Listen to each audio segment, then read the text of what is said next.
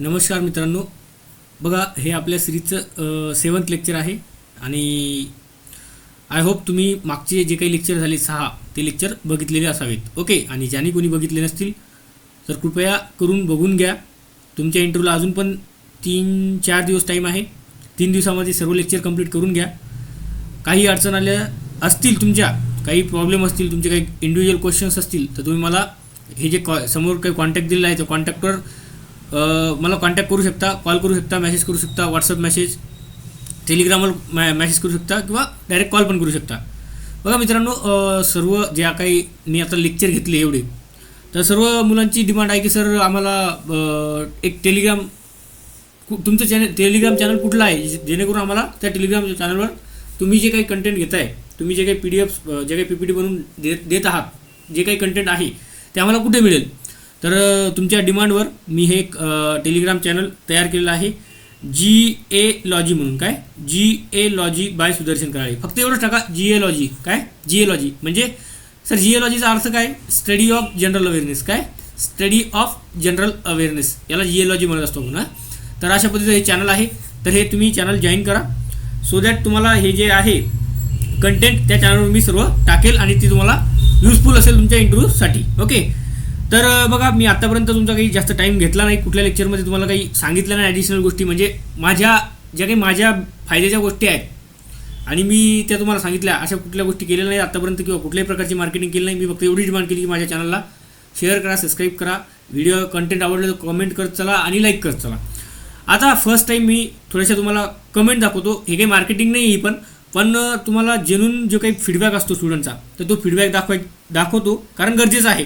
मी जेवढं मेहनत घेतो तुमच्यासाठी फ्री ऑफ कॉस्ट, तर ते त्याच्यामध्ये काहीतरी क्वालिटी आहे आणि ते कंटेंट किती क्वालिटीचं आहे हे स्टुडंट जेव्हा सांगतात किंवा स्टुडंट जेव्हा कमेंट करतात किंवा स्टुडंटचा जेव्हा फीडबॅक येतो ते त्याच्यातून दिसते की मित्रांनो की माझी मेहनत आणि असलेलं कंटेंट हे खरंच किती क्वालिटीचं आहे. तर ते दाखवण्यासाठी मी कमेंट 5 मिनिटं तुमचा टाईम घेतो. आत्तापर्यंत कधीच टाईम घेतला नाही, या लेक्चरमध्ये थोडा टाईम घेतो तुमचा आणि त्यामध्ये तुम्हाला एक फीडबॅक दाखवतो की काय खरंच कसं कंटेंट आहे किंवा क्वालिटी काय आहे लेक्चरची. तर बघा फर्स्ट कमेंट आहे, काय म्हणते, इंटरव्ह्यू काय करण धांडे, इंटरव्ह्यू लेक्चर खूप क्वालिटी आहेत सर. ओके, त्यानंतर लेक्चर खूप क्वालिटी आहे sir. Sir I am Vitthal Raut, RRB PO mains clear झाली माझी, तुमचे इंटरव्ह्यूचे लेक्चर सिरीज बघत आहे, खूप भारी व्हिडिओज आहेत. ओके, त्यानंतर म्हणतात thank you sir for helpful and informative session, 4 videos आज ही देखा पूरे, इतना क्वालिटी कंटेंट पेड में भी नहीं मिलता, इतना क्वालिटी कंटेंट पेड में भी नहीं मिलता. खूप क्वालिटी कंटेंट आहे सर. त्यानंतर काय म्हणतात, thank you so much sir for बऱ्याच साऱ्या गोष्टी नवीन शिकायला मिळत आहेत या लेक्चरमधून, ते पण फ्री कंटेंट, कोणीच फ्री कंटेंट देत नाही, ते पण एवढं खूप खूप धन्यवाद. Okay, really sir I appreciate your hard work which you are taking for us, thank you so much sir. तुमचं कंटेंट हे खरंच खूप खूप छान आहे, माझ्या खूप कन्सेप्ट क्लिअर झाल्या आहेत, keep it up sir. Okay, खूप जास्त हेल्पफुल व्हिडिओ आहेत सर, थँक्यू. तुम्ही जे एफर्ट्स घेत आहात ते खरंच प्राइसलेस आहेत, thank you sir. One of the best ever session. काय one of the best ever session. त्यानंतर बघा काय म्हणतात, very useful lecture series for interview preparation, thank you sir. Quality content crystal clear session with depth knowledge. काय crystal clear session with depth knowledge, thank you so much sir. त्यानंतर बघा thank you sir, top notch content आणि explanation खूप भारी. त्यानंतर हे बघा काय म्हणतात, तुम्ही जे यूट्यूबवर इंटरव्ह्यूसाठी सेशन घेत आहात त्यामुळं खूप कन्सेप्ट क्लिअर होत आहेत, त्यासाठी थँक्यू. बघा या असा फीडबॅक आहे. याच्या व्यतिरिक्त अजून भरपूर सारे मेसेज आहेत, मी लिमिटेडच टाकले याच्यामध्ये, आपल्याला जास्त हे नाही करायचं, याच्यामध्ये काय मार्केटिंग नाही करायची. हे जे फक्त फीडबॅक तुम्हाला दाखवायचं आहे जेणेकरून तुम्हाला पण कळेल की खरंच क्वालिटीचं कंटेंट आहे की नाही. तर बघा याच्यामध्ये अजून काय ही कमेंट घेतली वाटते आपण, हां ही कमेंट घेतलेली आहे. हे बघा चैतन्य म्हणून आहे कोणतरी, आज सकाळी असाच ग्रुपला तुमच्या इंटरव्ह्यूची लिंक बघितली, लेक्चर बघितलं, एवढं डीप आणि कन्सेप्ट क्लिअर घेतलं सर, थँक्यू सो मच. खूप छान लेक्चर आहेत सर इंटरव्ह्यूसाठी, खूप छान लेक्चर आहे सर इंटरव्ह्यूसाठी. मी 5 वेळा इंटरव्ह्यू दिले, एक पण क्लिअर नाही झाला, पण तुमच्या लेक्चरमध्ये तेच क्वेश्चन आहेत जे मला इंटरव्ह्यूमध्ये विचारले होते, सेम, आणि ॲन्सर पण खूप प्रॉपर. खूप छान लेक्चर आहेत सर इंटरव्ह्यूसाठी, डेफिनेटली मला यावेळेस हेल्पफुल ठरेल, होप यावेळेस माझं क्लिअर होईल. त्यानंतर बघा, नमस्कार सर, माझं नाव स्वप्नील रणवीर आहे सर, माझा ग्रॅज्युएशन बीटेक फूडटेक याच्यामध्ये झालेलं आहे. काही क्वेश्चन सांगितले त्यांनी, इंटरव्ह्यू लँग्वेज वगैरे कुठली हे सांगितलं. आणि खाली बघा काय म्हणतात, सर तुमचे यूट्यूबवरचे लेक्चर खूप बेनिफिशियल आहेत. जिथं कोचिंगवाले 1500 ते 2000 रुपये घेत आहेत, तिथे तुम्ही फ्री कंटेंटमध्ये एवढं चांगलं कंटेंट प्रोव्हाइड करत आहात, यासाठी मनापासून धन्यवाद. तर बघा, हा मुलांचा फीडबॅक आहे. हे काही फेक कमेंट नाहीत किंवा निगेटिव्ह मार्केटिंग नाही. ही जेन्युइन मार्केटिंग म्हटल्यापेक्षा जेन्युइन फीडबॅक आहे. ओके, हे मार्केटिंग अजिबात नाही. कारण मार्केटिंग कधी करत असतो आपण, मार्केटिंग जेव्हा आपल्याला कोर्स विकायचा असतो, आपल्याला तसं काही करायचं का, कोर्स विकायचा नाही. ही निगेटिव्ह मार्केटिंग नाही आहे किंवा पॉझिटिव्ह मार्केटिंग नाही, ही मार्केटिंग नाहीच आहे मुळात. हे एक स्टुडंटचा फीडबॅक आहे, जेणेकरून तुम्हाला हा फीडबॅक कळावा आणि तुम्ही तुमच्या मित्रांना मैत्रिणींना हे शेअर करावं. हा त्याच्यामागचा मोटिव्ह आहे हे टाकण्याचा, आणि हे दाखवणं गरजेचं पण आहे. कारण मी एवढे एफर्ट्स घेत आहे, तर तुम्हाला दाखवणं गरजेचं आहे. ओके, तर बघा, हे फीडबॅक आहेत, मी तुमच्यासोबत शेअर केले. अजून पण भरपूर मला personal WhatsApp message, Telegram message आलेले आहेत, पण मी ते एवढे ॲड नाही केले. हे वरतून जेवढे मला दिसले तेवढे मी टाकले. ओके, तर आता बघूयात, आपण स्टार्ट करूयात आपल्या लेक्चरला. आपण स्टार्ट करूयात एटीएम पासून. All about ATM. एटीएम म्हणजे काय? आता जनरली आपण एटीएम आता समजा नॉर्मली कोणी काही विचारलं ना, तर आपण काय म्हणतो, ते एटीएम कार्ड असतं बघा. एटीएम कार्ड, डेबिट कार्ड म्हणतो आपण त्याला, एटीएम कार्ड.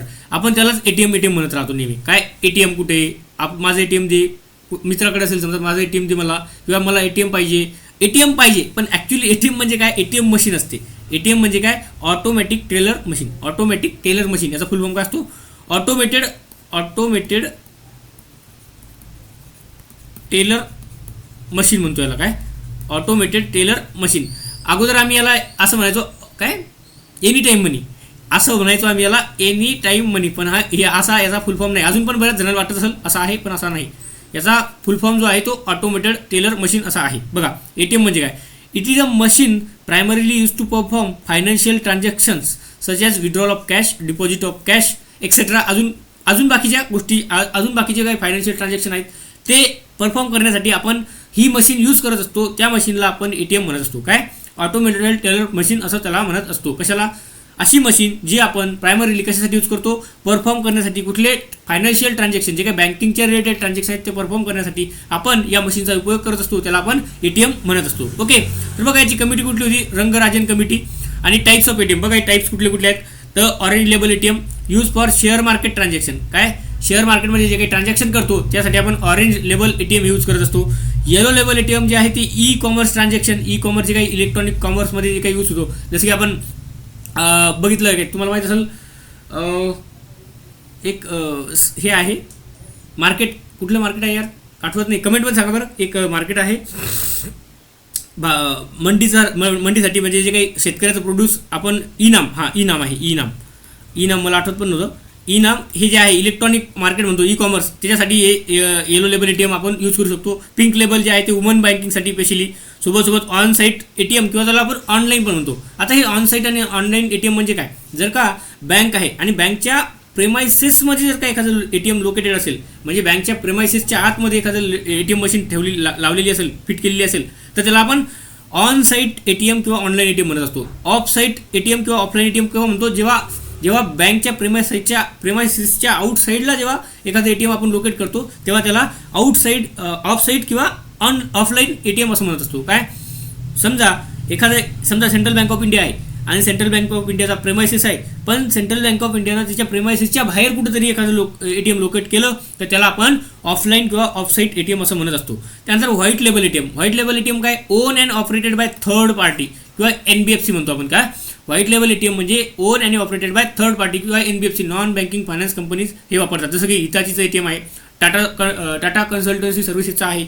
अजून 4 प्रकारचे व्हाईट लेबल एटीएम इंडियामध्ये सध्या एक्झिस्ट करतात. त्याचे नाव मला आठवत नाही एक्झॅक्टली आता सध्या, ॲट दिस मोमेंट आठवत नाहीत, पण 4 अशा प्रकारचे एटीएम आहेत. ओके, त्यानंतर ग्रीन लेबल एटीएम हे ॲग्रिकल्चर पर्पजसाठी यूज होते. बघा, हे टाईप्स आहेत एटीएमचे. तुम्हाला विचारलं तर विचारतील एटीएम म्हणजे काय, पण जनरली हा क्वेश्चन आता खूप आउटडेटेड झाला, याच्यावर क्वेश्चन विचारत नाहीत. एटीएमबद्दल विचारत नाहीत, त्या टाईप्सबद्दल पण जनरली विचारत नाहीत. म्हणजे मॅक्झिमम चान्सेस असतात की हे क्वेश्चन विचारत नाहीत, जे की आपल्याला तेवढेसे जास्त महत्त्वाचे नाहीत. ओके, जे महत्त्वाचे जास्त महत्त्वाचे ते मी तुम्हाला सांगितले, कुठं काय क्वेश्चन विचारू शकतात. हे महत्त्वाचं मी विचारू शकतात म्हणूनच मी याच्यामध्ये ॲड केलेलं आहे. पण तेवढ्या जास्त प्रमाणात याच्यावर क्वेश्चन आजकाल विचारत नाहीत. ओके, विचारू शकतात पण तेवढ्या जास्त प्रमाणात याच्यावर आता सध्या रिसेंट ट्रेंडमध्ये बघितलं तर विचारत नाहीत. ओके, त्यानंतर नॅशनल फायनान्शियल स्विच तुम्हाला विचारतील. NFS म्हणजे काय? National financial switch it is India's largest ATM network manage by NPCI. National payment corporation of India काय करते? याला मॅनेज करते. National financial switch India's largest ATM network manage by NPCI and it is develop by IDBRT. IDBRT हे हैदराबादला located आहे. कुठं? हैदराबाद. तर sir IDBRTचा फुल form काय आहे? Institute for development and research in banking technology. Institute for development and research in banking technology हे याचा full form आहे आणि हे हैदराबादला लोकेटेड आहे. कुठं? हैदराबाद. आत्ता रिसेंटली याने काहीतरी डेव्हलपमेंट केली होती आणि ती IBPS PO की SBI PO मेन्सला विचारलं होतं IDRBT बद्दल. ही एक सबसिडरी म्हणू शकता तुम्ही. कशाची? रिझर्व्ह बँक ऑफ इंडियाची सबसिडी नाही, हे रिझर्व्ह बँक ऑफ इंडियाने एक सेटअप केलेलं आहे IDBRT आणि हे रिसर्च करते बँकिंगमध्ये. ओके, बँकिंग आणि टेक्नॉलॉजीमध्ये रिसर्च करायचं काम कोण करते? IDBRT. तर नॅशनल फायनान्शियल स्विच म्हणजे काय? It is largest India's ATM network manage by NPCI and it is develop by IDRBT. Okay, तर हे ब्रीफमध्ये सांगितलं तुम्हाला. ATM बद्दल एवढं जास्त डिटेलमध्ये द्यायची गरज नाही आणि हे एवढंच तुम्हाला विचारतील. जास्त याच्यापेक्षा जास्त काही विचारणार नाही. ओके, त्यानंतर बघा आता तुम्हाला हा क्वेश्चन राहतो नेहमी. डिफरन्स बिटवीन डेबिट कार्ड आणि क्रेडिट कार्ड. डेबिट कार्ड आणि क्रेडिट कार्डमध्ये डिफरन्स काय आहे? तर बघा, डेबिट कार्ड आणि क्रेडिट कार्डमध्ये जनरली जो काही मेजर डिफरन्स आहे तो काय आहे? आपण डायरेक्ट हे मुद्दे विचारतात पेपरमध्ये आपल्या इंटरव्ह्यूमध्ये आणि मी ज्या पद्धतीने सांगतोय त्याच पद्धतीने करायला जास्त एकदम असं जास्त डीप जायची काही गरज नाही. वरतून विचारतात तुम्हाला. बेसिक विचारतील डेबिट कार्ड आणि क्रेडिट कार्डमध्ये डिफरन्स काय. तर डेबिट कार्ड म्हणजे काय असते मित्रांनो? डेबिट कार्ड थ्रू आपण काय करतो? बँकमध्ये आपली जे काही लिमिट आहे, समजा सेव्हिंग अकाउंट आहे तुमच्या बँकमध्ये SBI मध्ये आणि सेव्हिंग अकाउंटमध्ये तुमचे 1 लाख रुपये पडलेले आहेत, म्हणजे सेव्ह केलेले आहेत तुम्ही, तर तुम्ही त्या सेव्हिंग अकाउंटच्या डेबिट कार्ड थ्रू तुम्ही किती काढू शकता? तर फक्त 1 लाख रुपये काढू शकता त्या डेबिट कार्ड थ्रू. त्याला एक लिमिट असते कारण तुमचे अकाउंटमध्ये मॅक्झिमम हे किती आहे? सेव्हिंग बॅलन्स किती आहे? 1 लाख. तर तुम्ही 1 लाख काढू शकता. पण क्रेडिट कार्डच्या केसमध्ये तुम्ही काय करता? जेवढे तुमच्या अकाउंटमध्ये आहेत, म्हणजे त्या क्रेडिट कार्डमध्ये जेवढे पैसे आहेत त्याच्या व्यतिरिक्त तुम्ही ओव्हरड्राफ्ट फॅसिलिटी याच्यामध्ये अवेल करू शकता. ओव्हरड्राफ्ट अजून तुम्ही शिल्लक पैसे याच्यामध्ये घेऊ शकता. समजा तुम्ही शॉपिंग करायला गेले, एक्झाम्पल पकडा, शॉपिंग करायला गेले आणि तुमच्या अकाउंटमध्ये 1 लाख आहेत आणि तुमची शॉपिंग 1.5 लाखापर्यंत झाली. मग त्यावेळेस तुम्ही ते क्रेडिट कार्डमध्ये ओव्हरड्राफ्ट नावाची फॅसिलिटी अवेल करून तुम्ही 1 लाख तुमच्या अकाउंटमध्ये असताना सुद्धा तुम्ही 1.5 लाखाची शॉपिंग क्रेडिट कार्ड थ्रू करू शकता. तर हेच बेसिक त्याच्यामध्ये डिफरन्स आहे आणि एवढंच त्याच्यामध्ये विचारतात, जास्त काही विचारत नाही. पण मी तुम्हाला हे एकदम डिटेलमध्ये सांगत आहे जेणेकरून तुम्हाला 5-7 पॉईंट सांगितले, 2-3 पॉईंट जरी आठवले तरी मोर दॅन इनफ आहे. ओके, बघा डेबिट कार्ड म्हणजे काय? Debit card means the card which can be use to withdraw cash up to the limit present in the customer bank account. जेवढी लिमिट बँकच्या अकाउंटमध्ये प्रेझेंट आहे तेवढं आपण याच्या थ्रू पैसा काढू शकतो. क्रेडिट कार्डमध्ये काय? Customer can withdraw beyond the amount of money present in this bank account. म्हणजे जेवढे अकाउंटमध्ये पैसे आहेत त्याच्यापेक्षा जास्त ते पैसे त्याच्यामधून विड्रॉ करू शकतो, यूज करू शकतो. विड्रॉ म्हणजे तो डायरेक्ट ऑफलाईन विड्रॉ नाही करू शकत. काय? त्याला शॉपिंग ऑनलाईन तो यूज करू शकतो. ऑफलाईन मनी आपण त्याच्यामधून विड्रॉ नसतो करू शकत क्रेडिट कार्ड थ्रू, कारण हे शॉपिंग पर्पजसाठी किंवा काहीतरी शॉपिंग पर्पजसाठीच म्हणून आपण त्याला यूज मॅक्झिमम वेळेस आपण त्याला यूज करत असतो. म्हणून ते आपल्याला ऑनलाईनमध्ये ती फॅसिलिटी अवेल करता येते. कुठली? ओव्हरड्राफ्टची. तेव्हा आपण ओव्हरड्राफ्ट फॅसिलिटी आणि कॅशमध्ये काढायचं झालं तर निघणार नाही, पण ते आपण ऑनलाईनमध्ये ते काढू शकतो, ऑनलाईनमध्ये ते यूज करू शकतो. त्यानंतर इट इज मोर सिक्युअर. काय? डेबिट कार्ड मोर सिक्युअर असते, क्रेडिट कार्ड लेस सिक्युअर असते. No credit facility is accessible. ते सांगितलं मी, क्रेडिट फॅसिलिटी ॲक्सेसिबल नसते आणि क्रेडिट फॅसिलिटी जी आहे ती ॲक्सेसिबल असते. No impact on credit score, कारण आपण याच्यामध्ये काही एक्स्ट्रा पैसे विड्रॉ करतच नाही, त्यामुळे आपला क्रेडिट कार्ड जे काही क्रेडिट स्कोर असतो, सिबिल तो खराब होत नाही. आणि it impact your credit score directly, कारण हा सिबिल स्कोरवर इम्पॅक्ट करतो. No interest charge on debit card. कुठल्याही प्रकारचा डेबिट कार्डला इंटरेस्ट चार्ज केला जात नाही. म्हणजे तुम्हाला तुमच्या अकाउंटमध्ये पैसे आहेत आणि तुम्ही यूज करता डेबिट कार्ड, तर त्याला कुठल्या प्रकारचं इंटरेस्ट लागत नाही. हां, त्याची फीज मात्र ATMमध्ये आपण यूज केलं तेव्हा त्याला फीज असते, नॉमिनल चार्जेस असतात, त्याला बँक चार्ज करते, पण त्यांना इंटरेस्ट कुठलाही चार्ज करत नाही. जो की क्रेडिट कार्डच्या केसमध्ये समजा तुम्हाला मी आता एक्झाम्पल दिलं, 1 लाख तुम्ही 1 लाख अकाउंटमध्ये होते पण तुम्ही 1.5 लाख रुपये यूज केले, तर या 1.5 लाखावर जे काही 50,000 आहेत त्याच्यावर इंटरेस्ट, रेट ऑफ इंटरेस्ट चालू होत असतो. तो रेट ऑफ इंटरेस्ट आपल्याला त्याला द्यावा लागत असतो. विथ तुम्ही जेवढे काही पैसे घेतले 50,000 सोबत जे काही इंटरेस्ट आहे त्याच्यावरचं इंटरेस्ट लागणार, ती इंटरेस्ट तुम्हाला पे करावा लागत असते. जर समजा तुम्ही हे इंटरेस्ट पे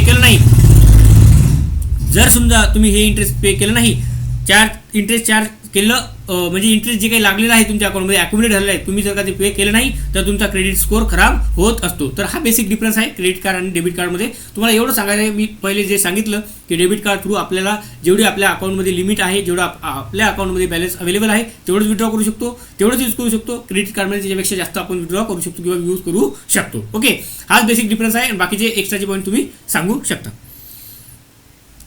त्यानंतर आता प्रीपेड कार्ड, एक आहे क्रेडिट कार्ड झालं, डेबिट कार्ड झालं, आता एक प्रीपेड कार्ड आहे. प्रीपेड कार्ड काय आहे बघा, prepaid card can be issued by bank. हे बँक पण इश्यू करते आणि नॉन बँक पण इश्यू करू शकते, म्हणजे NBFC पण इश्यू करू शकते. To get issue a prepaid card customer has to pay, काय customer has to pay the amount in advance. त्याला काय करावं लागते, ॲडव्हान्समध्ये अमाऊंट त्या बँककडे जमा करावं लागते किंवा त्या NBFCकडे किंवा नॉन बँक जी काही कंपनी आहे त्याच्याकडे पे करावं लागते. मग ते काय करेल, एक प्रीपेड कार्ड तयार करेल आणि त्याच्यामध्ये ती अमाऊंट स्टोअर करून देईल तुम्हाला आणि ते म्हणाल तुम्ही आता यूज करू शकता. काय बँक किंवा नॉन बँक आपण पण आपल्याला ते प्रीपेड कार्ड जर का घ्यायचं आहे, काय आपल्याला हे प्रीपेड कार्ड घ्यायचं आहे तर आपल्याला ॲडव्हान्समध्ये त्यांना पैसे जमा करून द्यावे लागतात, तेव्हा ते आपल्याला प्रीपेड कार्ड इश्यू देतात.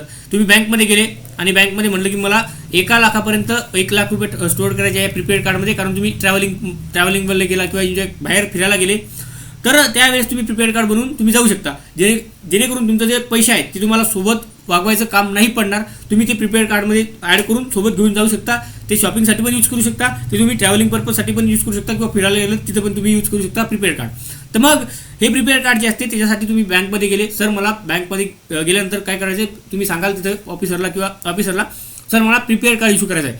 तर बँक काय करेल, तुम्हाला जेवढं काही 1 लाख रुपयाची गरज आहे समजा, ते मला तुम्ही 1 लाख रुपये द्या आणि सोबत लागणारे चार्जेस एक्स्ट्रा घेईल.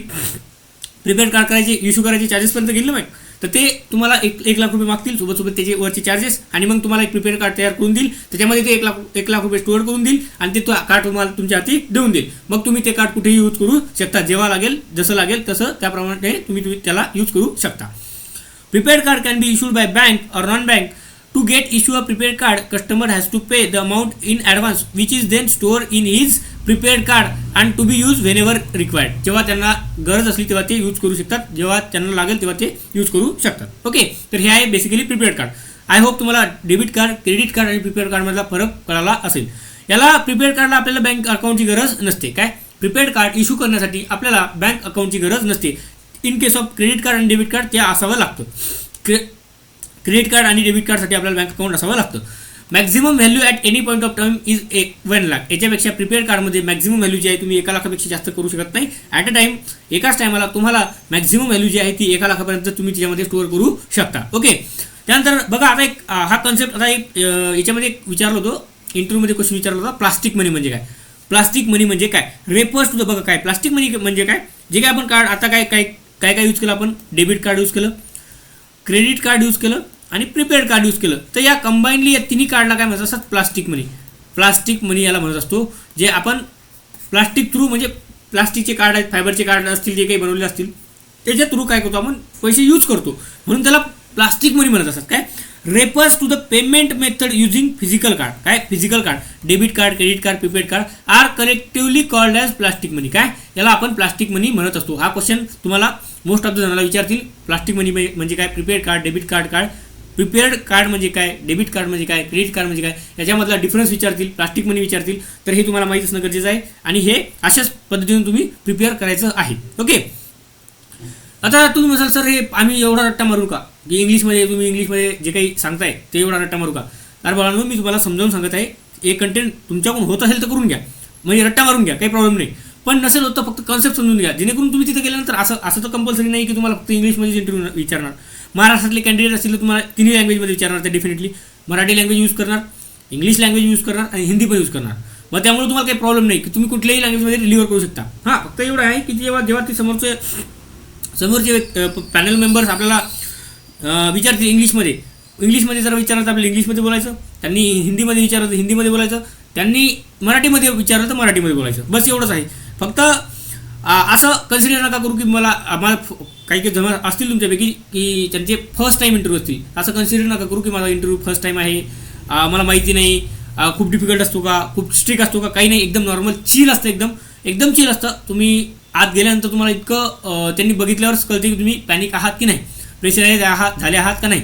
जर तुम्ही पॅनिक असाल तर ते तुम्हाला इतकं नॉर्मल करतात, इतकं चिल करतात, बसायला सांगतात, नॉर्मल एकदम घरच्यासारखं क्रिएट करतात पहिले वातावरण तिथं, आणि त्यानंतर क्वेश्चनला सुरुवात करतात. तर त्यामुळे असं घाबरून त्याचं काही कारण नाही की लय डिफिकल्ट असतं, असं काही नाही. एकदम चिल असतं इंटरव्ह्यू, एकदम प्रॉपर. आणि ते इंटरव्ह्यू घ्यायला आलेले, ते आपल्याला तिथं मारणार नाही, ते आपल्याला मारणार नाही. ते इंटरव्ह्यू घ्यायला आलेले, ते फक्त आपल्याला आपली पर्सनॅलिटी चेक करायचं, त्यांना आपल्या नॉलेजबद्दल थोडंफार चेक करायचं हे बघण्यासाठी आलेले. त्या आपल्याला तुम्ही जर तिथं गेले तर तिथं गेल्या तुम्हाला आत इंटरव्ह्यूमध्ये तुम्ही जे काही हॉल आहे, समजा जो काही जो हॉल असतो इंटरव्ह्यू हॉल, त्यामध्ये तुम्ही एंटर केलं, त्यानंतर आत गेल्यानंतर तुम्हाला ते काही मारणार नाही, त्यामुळे घाबरायची काही विषयच नाही. एवढं आहे की तुमचं नॉलेज चेक करणार, पर्सनॅलिटी चेक करणार, तर त्याच्यासाठी तुम्हाला तयार राहायचं आहे की काही पण येऊ शकतं इंटरव्ह्यूमध्ये, ते काही पण विचारू शकतात. ओके.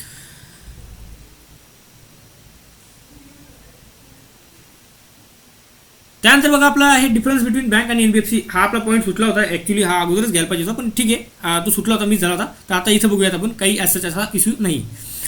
एनबीएफसी म्हणजे काय आणि बँक म्हणजे काय? एनबीएफसी म्हणजे काय? Non banking finance company, non banking finance companies, याला एनबीएफसी असं म्हणत असतो आपण. बघा काय येतं डिफरन्स, बेसिक डिफरन्स काय याच्यामध्ये. NBFC it provide banking facility to people without holding banking licence. यांच्याकडे कुठल्याही प्रकारचं बँकिंग लायसन नसते, आणि it is a financial super market provide different types of services to the people. बघा बँकची डेफिनेशन तुम्हाला विचारली तर एकदम स्वीट आणि क्रिस्प डेफिनेशन आहे. काय? It is a financial super market. काय म्हणलं मी? It is a financial super market provides different types of services to the people. मग एक्झाम्पल तुम्ही सांगू शकता कुठल्या? डिपॉझिटवाली services, saving account, current account, locker facility किंवा क्रेडिट कार्ड, डेबिट कार्ड, ह्या सर्व्हिसेस काय करते बँक? प्रोव्हाइड करते कस्टमरला. आता तुम्हाला इथं जर तुम्हाला विचारली बँक, तुम्हाला जर अशी डेफिनेशन विचारली त्यांनी काय विचारलं तुम्हाला की बँकची डेफिनेशन सांगा, ते विचारतील what is bank, define bank. तर तेव्हा तुम्ही जेव्हा सांगणार तेव्हा असं सांगा, it is a financial super market which provides different types of services to the people. ते काय करते? Different type of services provide करते पीपलला, लोकांना. मग त्या सर्व्हिसेसमध्ये तुम्ही एक्झाम्पल देऊन सांगा, sir locker facility, sir saving account, current account, FD, RD, सोबत लोन्स अँड ॲडव्हान्सेस, हे सांगू शकता. ओके. आणि डेबिट कार्ड, क्रेडिट कार्ड, ह्या पण सर्व्हिसेस तुम्ही त्याच्यामध्ये सांगू शकता. मग आता तुम्ही अशी डेफिनेशन सांगितली ना फायनान्शियल सुपर मार्केट, तर तुम्हाला इथे एक क्वेश्चन येईल, क्रॉस क्वेश्चन. ते सांगतो आत्ताचा. क्रॉस क्वेश्चन कसा येईल? Why bank is called as financial super market, असं तुम्हाला तिथं क्वेश्चन येईल. तर त्या क्वेश्चनसाठी तुम्हाला तयार राहायचं आहे, बँकेला फायनान्शियल सुपर मार्केट असं का म्हणतात. तर जे काही आता तुम्हाला माहिती आहे, सुपर मार्केट असतात ना, मॉल म्हणतो, म्हणजे छोटे छोटे मॉल, सुपर मार्केट, जिथं आपण खरेदी करतो सामान, सर्व डेली नीड्सचं जे काही सामान आहे ते सर्व खरेदी करतो, ते सुपर मार्केट असते. बस त्याच टाईपचं हे पण सुपर मार्केटच आहे. फक्त एवढं आहे की इथं फायनान्शियल सर्व्हिसेस प्रोव्हाइड केल्या जातात, बस एवढंच. त्यांना सांगताना असं सांगायचं की सर बँकांना फायनान्शियल सुपर मार्केट यामुळं म्हटलं जाते कारण की तिथं बँकेच्या जे काही फायनान्शियल ज्या काही सर्व्हिसेस आहेत त्या प्रोव्हाइड केल्या जातात ॲज, जसे की आपल्याला एक सुपर मार्केट आहे, जसं आपण डेली नीड्सच्या ज्या काही सर्व्हिसेस आपल्याला तिथं सर्व्हिसेस किंवा प्रोडक्ट्स आपण तिथं जाऊन खरेदी करतो, त्याच प्रकारे आपल्याला बँकमध्ये सर्व्हिसेस मिळत असतात, म्हणून त्याला आपण फायनान्शियल सुपर मार्केट असं म्हणत असतो. ओके. आय होप तुम्हाला हे समजलं असेल की या क्वेश्चनला आन्सर कसं करायचं, क्रॉस क्वेश्चन कुठून येऊ शकतो हे पण मी तुम्हाला सांगितलं आहे.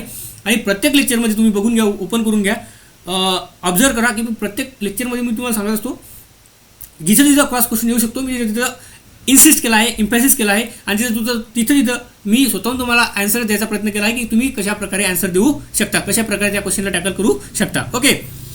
आता यानंतर बघा, यानंतरचा पॉईंट आहे, ह्या ज्या एनबीएफसीज आहेत त्या रजिस्टर आहेत, कंपनीज आहेत 2013च्या अंतर्गत ह्या रजिस्टर आहेत. आणि ह्या रजिस्टर आहेत बँक्सच्या रजिस्टर आहेत, त्या RBI ॲक्ट 1934 आणि सोबत बँकिंग रेग्युलेशन ॲक्ट 1949. काय? RBI ॲक्ट 1934 आणि बँकिंग रेग्युलेशन ॲक्ट 1949 हा या ॲक्टच्या मध्ये या काय रजिस्टर केल्या आहेत बँक्स. ओके. त्यानंतर ज्या NBFC आहेत त्या डिमांड डिपॉझिट हे ॲक्सेप्ट करू शकत नाहीत. सर डिमांड डिपॉझिट म्हणजे काय? तुम्हाला सांगितलं त्या दिवशीच, डिमांड डिपॉझिट म्हणजे सेव्हिंग अकाउंट आणि करंट अकाउंट हे NBFC ह्या ॲक्सेप्ट करत नाहीत. म्हणजे डिमांड डिपॉझिट ॲक्सेप्ट करत नाहीत, तर त्या लेंडिंग ॲक्टिव्हिटी पार पाडतात फक्त, म्हणजे लेंडिंग ॲक्टिव्हिटीचं काम NBFC करत असतात. सोबत बघा, can accept all types of deposit. Bank ज्या आहेत त्या सर्व टाईपच्या डिमांड डिपॉझिट आणि टाईम डिपॉझिट ॲक्सेप्ट करतात. NBFC आहे फक्त आणि फक्त डिमांड, त्या NBFC ज्या आहेत त्या ॲक्सेप्ट करत नाहीत डिमांड डिपॉझिटला. ओके. NBFCs ह्या डिमांड डिपॉझिट ॲक्सेप्ट करत नाहीत, तर बँक जे आहेत ते सर्व टाईपचे डिपॉझिट ॲक्सेप्ट करतात. त्यानंतर प्रायोरिटी सेक्टर लेंडिंग ही मेंडेटरी नाही आहे कशाला, NBFCला, तरी प्रायोरिटी सेक्टर लेंडिंग जी आहे ती मेंडेटरी आहे कशाला, तर बँकच्या केसमध्ये. Can not issue cheque, NBFC cheque issue करू शकत नाहीत, कारण की तिकडं करंट अकाउंट सेव्हिंग अकाउंटचा विषयच नाही, त्यामुळे चेक आणि डिमांड ड्राफ्ट इश्यू करू शकत नाही. काय cannot issue cheque, cannot issue demand draft, कारण तिकडं करंट अकाउंट सेव्हिंग अकाउंटची फॅसिलिटी अवेलेबलच नाही आहे. आणि इकडं चेक पण इश्यू करू शकता आणि डिमांड ड्राफ्ट पण इश्यू करू शकता. DICG ही फॅसिलिटी इज नॉट अवेलेबल. NBFCच्या केसमध्ये जी आपल्याला DICG आहे, deposit insurance credit guarantee corporation of India limited, जी काय आपल्याला 5 लाखाचं इन्शुरन्स प्रोव्हाइड करते, ते NBFCला लागू होत नाही, तर ते बँकेच्या केसमध्ये लागू होते, तिथं आपल्याला ती फॅसिलिटी अवेलेबल असते. तर हा बेसिक डिफरन्स आहे NBFC आणि बँकमध्ये. आपला याच्यामधला एक प्रायोरिटी सेक्टर लेंडिंगचा एक टॉपिक राहिलेला आहे बघा मित्रांनो, तर तो मी शॉर्टमध्ये ॲड करेल, पण मी तुम्हाला एक सांगून देईल याच्यामध्ये की तुम्ही काय करा, प्रायोरिटी सेक्टर लेंडिंग एखादा यूट्यूबला असं टाका, प्रायोरिटी सेक्टर लेंडिंग म्हणजे काय यूट्यूबला टाका, यूट्यूबला तुम्हाला भरपूर सारे लेक्चर मिळून जातील, त्याच्यातून कव्हर करून घ्या, थोडं डिटेलमध्ये कव्हर करून घ्या, कारण मी डिटेलमध्ये तुम्हाला शिकू शकणार नाही. आता मी थोडंसं शॉर्टमध्ये क्रिसमध्ये शिकवणार आहे, तर त्याच्यावर तुम्हाला डिटेलमध्ये थोडंसं विचारू शकतात की कशावर कुठल्या याला किती लोन द्यायचं, किती लिमिट आहे, एज्युकेशन लोनला प्रायोरिटी सेक्टरमध्ये किती लिमिट आहे, 25 लाखाची आहे, कुठल्या अगेन वेगवेगळ्या सेक्टरसाठी फार्मरला किती आहे, डिस्ट्रेस फार्मरला किती आहे, डिस्ट्रेस पर्सनला किती आहे, ह्या सगळ्या गोष्टी तुम्हाला थोड्याशा डिटेलमध्ये जावं लागेल आणि मी डिटेलमध्ये शिकू शकणार नाही. त्यामुळे मी तुम्हाला वरतून या प्रायोरिटी सेक्टर लेंडिंगबद्दल सांगणार आहे, पण तुम्ही डिटेलमध्ये जर का शिकायचं असेल तर तुम्हाला पहिलेच मी अवेअर करून देतो की तुम्ही एखादं यूट्यूबला लेक्चर बघा, टाका, वरती टाका, तुम्हाला भरपूर सारे लेक्चर अवेलेबल होऊन जातील प्रायोरिटी सेक्टरवर, आणि तिथून तुम्ही लेक्चर कव्हर करून घ्या. ओके. हां, आणि एका स्टुडंटनं कमेंट टाकली होती त्याच्यामध्ये की सर प्रायोरिटी सेक्टर लेंडिंगमध्ये RRBची ही प्रायोरिटी सेक्टर लेंडिंग ही 75% वरून 60% आणली आहे. तर बाळा तुला सांगतो, ही प्रायोरिटी सेक्टर लेंडिंग RRBच्या केसमध्ये 75% आहे. तुम्हाला डाऊट असेल तर तुम्ही एकदा जाऊन RBIच्या साईटवर जाऊन बघू शकता. प्रायोरिटी सेक्टर लेंडिंग RBIच्या केसमध्ये चेंज नाही झाली, तर ती चेंज झाली स्मॉल फायनान्स बँकच्या केसमध्ये, आणि सोबत अर्बन कोऑपरेटिव्ह बँक, ज्या कोऑपरेटिव्ह बँक आहेत त्याच्या केसमध्ये झाली 75% वरून 60% आली आहे. ओके, तर हे तुम्ही क्रॉस चेक करून घ्या, ह्याच्यामध्ये काही चुकीचं नाही. तुम्ही अपडेट नसाल, हे जे कंटेंट आहे सगळं अपडेटेड कंटेंट आहे, हे काही जुनं कंटेंट नाही आहे, आणि मी अपडेटेड कंटेंटच तुम्हाला प्रोव्हाइड करत आहे, जे की तुम्हाला इंटरव्ह्यूमध्ये विचारणार आहे. ओके, तर तुम्ही थोडंसं अपडेट राहा तुमच्या एंडनं पण. हां, आणि एक डाऊट अजून एक गोष्ट सांगायची राहील तुम्हाला, याच्यामध्ये माझ्याकडून थोडीशी एक मिस्टेक झाली होती बघा, ती मिस्टेक मी आत्ता सुधरून देतो तुम्हाला, की जे काही स्मॉल फायनान्स बँक आहेत त्याच्यामध्ये ते एक माझ्याकडून मिस्टेक झाली, ती मी ॲक्सेप्ट करतो की स्मॉल फायनान्स बँक जे आहे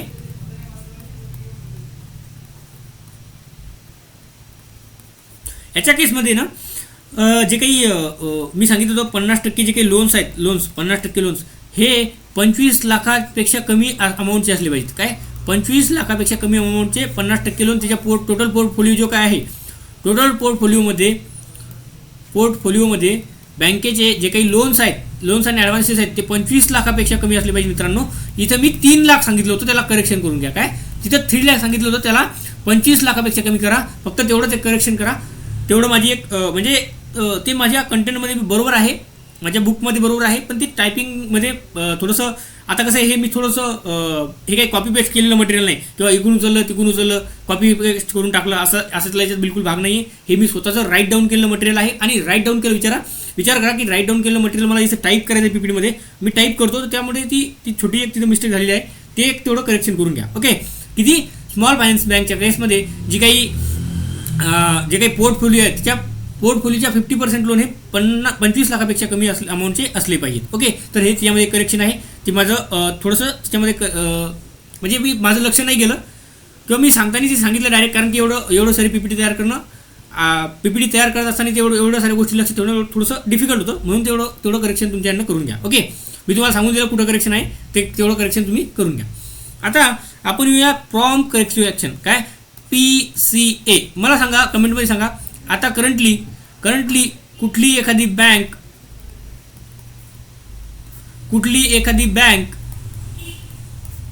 PCA मध्ये आहे का?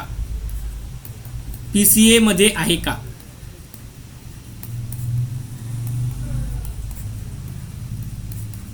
सांगा. अशी सध्या करंटली एखादी बँक जी PCA फ्रेमवर्कमध्ये आहे का? असेल तर येस टाका, नसेल तर नो टाका. येस ऑर नो कमेंटमध्ये टाका. ओके, तर बघा आता आपण बघूयात पीसीए बद्दल. पीसीए काय म्हणते, पीसीएचं नेमकं पर्पज काय आहे किंवा काय केले जाते पीसीए मध्ये, तर हे मी तुम्हाला सांगतो. आणि मित्रांनो, मी तुम्हाला वारंवार सांगत आहे की मी हे जे कंटेंट आहे हे कंटेंट फक्त आणि फक्त इंटरव्ह्यू पुरतं लिमिटेड सांगत आहे. मी हे जे कंटेंट आहे इंटरव्ह्यूच्या पर्स्पेक्टिव्हनं शिकवत आहे आणि देत आहे, प्रोव्हाइड करत आहे. याच्यामध्ये एकदम डेप्थमध्ये मी तुम्हाला सांगत नाही. मी तुम्हाला अगोदर पण सांगितलं, आत्ताही सांगतो आणि नंतरही सांगेल. माझा जेव्हा जनरल अवेअरनेसचा कोर्स येईल, मी त्यावेळी तुम्हाला खूप आणि खूप डिटेलमध्ये सांगेल. प्रत्येक गोष्ट, ईच आणि एव्हरी कन्सेप्ट त्याच्यामध्ये तुमचा क्लिअर करेल. ओके, तर हे फक्त तुमच्या इंटरव्ह्यूच्या पर्स्पेक्टिव्हनं सांगत आहे. म्हणून जेवढं तुम्हाला गरजेचं आहे तेवढंच मटेरियल मी याच्या थ्रू प्रोव्हाइड करत आहे. बघा, प्रॉम्प्ट करेक्टिव्ह ॲक्शन म्हणजे काय. इट इज इंट्रोड्यूस इन 2002 मध्ये इंट्रोड्यूस झाली for schedule commercial bank. Schedule commercial बँकसाठी ही 2002 मध्ये इंट्रोड्यूस झाली होती. It is a framework. बघा काय, तुम्हाला जर विचारलं पीसीए काय असते, तर सांगायचं it is a framework under which banks with a weak financial matrices. काय, it is a framework under which banks with a weak financial matrices are put under watch by RBI. RBI काय करते, एखादी जी bank आहे, समजा माझी X bank, कुठली X bank म्हणतो, एक्स बँक म्हणतो, लक्षात घ्या, एक्स बँक कुठली, सेंट्रल बँक ऑफ इंडिया, ती 2022 मध्ये पीसीएच्या बाहेर आली. म्हणजे त्याच्या अगोदर इंडियन ओव्हरसीज बँक आणि सेंट्रल बँक ऑफ इंडिया या दोन बँक पीसीए मध्ये होत्या, प्रॉम्प्ट करेक्टिव्ह ॲक्शन्स या फ्रेमवर्कमध्ये होत्या. तर याच्यामध्ये काय असते मित्रांनो, की ज्या अशा बँक आहेत, अशा बँक ज्या फायनान्शियली थोड्याशा वीक आहेत किंवा आता त्याच्यामध्ये असं काहीतरी होऊ शकते, ज्या डिफॉल्ट करू शकतात, अशा बँक, म्हणजे इतकं वीक फायनान्शियल मॅट्रिसेस आहे त्याचं की त्या आता सध्या जर का त्यांच्यावर बँकनं किंवा आरबीआयनं जर का मॉनिटर केलं नाही किंवा आरबीआयनं त्यांना रेग्युलेट केलं नाही किंवा आरबीआयनं त्यांना मॉनिटर करून त्यांना रेग्युलर त्याच्या वॉचमध्ये ठेवलं नाही, तर बँक ह्या डिफॉल्ट करू शकतात. म्हणून आरबीआय काय करते की अशा बँक ज्या फायनान्शियली वीक आहेत त्यांना काय करते, त्यांना मॉनिटर करत राहते. का, त्या डिफॉल्ट झाले नाही पाहिजे यासाठी. मग आरबीआय काय करते, त्यांना रेस्ट्रिक्शन लावते, तुम्ही ह्या ॲक्टिव्हिटी करू शकत नाही. मग समजा ॲक्टिव्हिटी कुठल्या, रिक्रुटमेंट करू शकत नाही, रिक्रुटमेंट करू शकत नाही, सोबत काय एक्सपान्शन ऑफ ब्रांचेस करू शकत नाही. अजून वेगवेगळे बिझनेस आहेत, अजून स्वतःचे डिसिजन जे आहेत बँक स्वतः घेऊ शकत नाही, ते आरबीआयवर असते. आरबीआय त्यांना रेस्ट्रिक्शन लावते की तुम्ही तुमचे स्वतःचे डिसिजन घेऊ शकणार राहा, कारण की आम्ही तुम्हाला प्रॉम्प्ट करेक्टिव्ह ॲक्शन या फ्रेमवर्कमध्ये टाकलेलं आहे. म्हणून बँकेला तेवढी ऑथॉरिटी नसते, बँकेकडे तेवढी ऑथॉरिटी राहत नाही, कारण की ते प्रॉम्प्ट करेक्टिव्ह ॲक्शन या फ्रेमवर्कमध्ये टाकलेले आहेत आरबीआयनं. म्हणून त्याच्याकडे ह्या हे ऑथॉरिटी राहत नाही. ओके, त्याला आपण प्रॉम्प्ट करेक्टिव्ह ॲक्शन असं म्हणत असतो. सर, मग याच्यामध्ये काहीतरी क्रायटेरिया असेल ना, की काय क्रायटेरिया आहे की प्रॉम्प्ट करेक्टिव्ह ॲक्शनमध्ये बँक जातात. जर का समजा तो क्रायटेरिया बँकने फुलफिल केला नाही, तर तो क्रायटेरिया बघा काय आहे, कॅपिटल ॲडिक्वेसी रेशो असतो. बघा, कॅपिटल ॲडिक्वेसी रेशो असतो, तो बँकांना 9% मेंटेन करायचा असतो. जर समजा तो बँकेचा 9% पेक्षा जास्त कमी असला, 9% पेक्षा कॅपिटल ॲडिक्वेसी रेशो हा कमी झाला, तर तेव्हा बँकेना वॉर्निंग मिळते की तुम्हाला तुमचा रेशो कॅपिटल ॲडिक्वेसी रेशो जो आहे तो 9% पेक्षा घसरलेला आहे, तुम्हाला तो 9% मेंटेन करायचा आहे. हा एक पहिला क्रायटेरिया आहे प्रॉम्प्ट करेक्टिव्ह ॲक्शनचा. ओके सर, मग हे कॅपिटल ॲडिक्वेसी रेशो म्हणजे काय, बघा, it is a tier 1 capital, काय, tier 1 capital plus tier 2 capital upon total risk weighted asset, काय, रिस्क वेटेड असेट इंटू 100. म्हणजेच याला काय म्हणत असतो आपण, tier 1 capital plus tier 2 capital upon total risk weighted asset into 100, याला आपण कॅपिटल ॲडिक्वेसी रेशो असं म्हणत असतो. सर, आता हे टियर 1 कॅपिटल, टियर 2 कॅपिटल आणि टोटल रिस्क वेटेड असेट काय भानगडे, तर आपण बघूयात. टियर 1 कॅपिटल, टियर 2 कॅपिटल काय आहे ते सांगतो तुम्हाला काय आहे.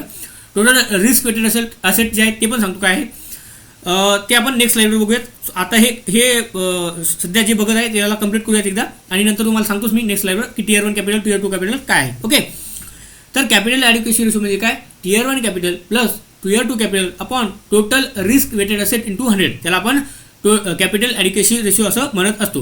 आता हे जर तुम्हाला समजून घ्यायचं असेल, प्रॉम्प्ट करेक्टिव्ह ॲक्शनमध्ये हे जे रेशो आहेत किंवा हे जे क्रायटेरिया आहेत याला पूर्ण एक लेक्चर लागतं, खूप डिटेलमध्ये शिकवावं लागतं, तेव्हा तुम्हाला खूप जास्त क्लिअर होईल. हे फक्त मी इंटरव्ह्यूच्या पर्स्पेक्टिव्हने शिकवतो, म्हणून मी तुम्हाला वरतून शिकवतो. ओके, आता दुसरा क्रायटेरिया आहे नॉन परफॉर्मिंग एसेट. हा 15% पेक्षा जास्त नसला पाहिजे, काय, 15% पेक्षा जास्त नसला पाहिजे. एनपीए, बँकेचं NPA should not be more than 15%. Okay, त्या केसमध्ये जर का 16%, 17% जर का एनपीए झालं, तर त्या केसमध्ये बँकेला पीसीएमध्ये टाकल्या जातं. त्यानंतर लेव्हरेज रेशो आहे तो 3.5% आहे. नॉर्मल बँकांना. आणि DSB तुम्हाला विचारतील डोमेस्टिकली सिस्टमॅटिकली इम्पॉर्टंट बँक कुठल्या आहेत. DSIB domestically systematically important banks कुठल्या आहेत, तर कुठली आहे, HDFC आहे.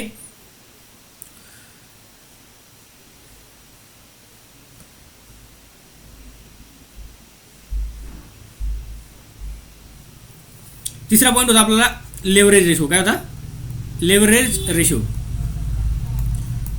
तर लेव्हरेज रेशो जो आहे तो नॉर्मल बँकांना 3.5% मेंटेन करायचा असतो नॉर्मल बँकांना, आणि 4% जो आहे तो मेंटेन करायचा असतो DSBS बँकना. कोणत्या, डोमेस्टिकली सिस्टमॅटिकली इम्पॉर्टंट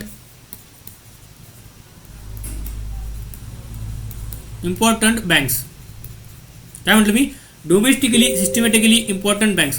सर आता हे नेमकं ही काय भानगड आहे, तर DSB काय भानगड आहे, तर बघा DSB ह्या अशा बँक्स असतात त्या कुठल्या आहेत ते सांगतो. पहिले एक आहे SBI, दुसरी आहे HDFC, आणि तिसरी आहे ICICI. Okay, ICICI. ओके, या 3 बँक आहेत DSB मध्ये आहेत. त्यांना जो काही लेव्हरेज रेशो आहे तो 4% मेंटेन करायचा असतो, आणि ज्या काही दुसरे ह्याच्या व्यतिरिक्त ज्या काही बँका आहेत त्यांना 3.5% मेंटेन करायचा असतो. बघा, तर डोमेस्टिकली सिस्टमॅटिकली इम्पॉर्टंट बँक कुठल्या बँक आहेत, तर त्या SBI, HDFC आणि ICICI आहेत. ह्या अशा बँक आहेत, जर का समजा या बँकपैकी एक जरी बँक जर का डिफॉल्ट केली तर भारताची इकॉनॉमी ही उद्ध्वस्त होऊ शकते, डिस्टर्ब होऊ शकते. तर म्हणून या बँकांना हा रेशो जो आहे तो कंपॅरेटिव्हली थोडासा जास्त मेंटेन करावा लागतो as compare to normal bank. Okay, तर तुम्हाला कळालं असेल की डोमेस्टिकली सिस्टमॅटिकली इम्पॉर्टंट बँक म्हणजे काय, ज्या बँक, आणि याच्यामध्ये क्रायटेरिया आहेत भरपूर काही शिकायसारखं आहे याच्यामध्ये, पण आपल्याला जेवढं गरजेचं आहे मी तेवढं सांगतोय. तर डोमेस्टिकली सिस्टमॅटिकली बँक म्हणजे अशा बँक ज्या जर का समजा या बँकपैकी एकही बँक जर का डिफॉल्ट केली तर बँकेची इंडियाची इकॉनॉमी डिस्टर्ब होऊ शकते. म्हणून यांना, आणि ह्या एकदम मोठ्या बँक आहेत, ह्या इंडियातल्या टॉप 3 बँक कुठल्या आहेत, तर ह्या 3 बँक आहेत, SBI, HDFC आणि ICICI. ह्या इंडियाच्या टॉप 3 बँक्स आहेत. तर म्हणून ह्या बँक ह्या डोमेस्टिकली सिस्टमॅटिकली इम्पॉर्टंट बँक म्हणून कन्सिडर केल्या जातात. यांच्या बकेट असतात बघा, वेगवेगळ्या बकेट असतात, त्या बकेटमध्ये यांना पुट केलं जातं. तर ते आपण इथं त्याची गरज नाही, त्या आपण जनरल अवेअरनेसमध्ये शिकूया. ओके, बघा याच्यामध्ये काय सांगितलं, लेव्हरेज रेशो. आता लेव्हरेज रेशो म्हणजे काय sir, Tier 1 capital as a total bank exposure. Tier 1 capital as a percentage of total bank exposure. समजा टोटल बँकचं एक्सपोजर आहे समजा 100 करोड, काय 100 CRचं टोटल एक्सपोजर आहे बँकेचं. तर त्याचा Tier 1 कॅपिटल आहे समजा 50 करोड, काय Tier 1 कॅपिटल आहे 50 करोड, आणि Tier 2 कॅपिटल आहे अगेन 50 करोड. तर हे जे काही 50% आहे इंटू 100, काय 100 कॅन्सल झालं, राहिलं 50%.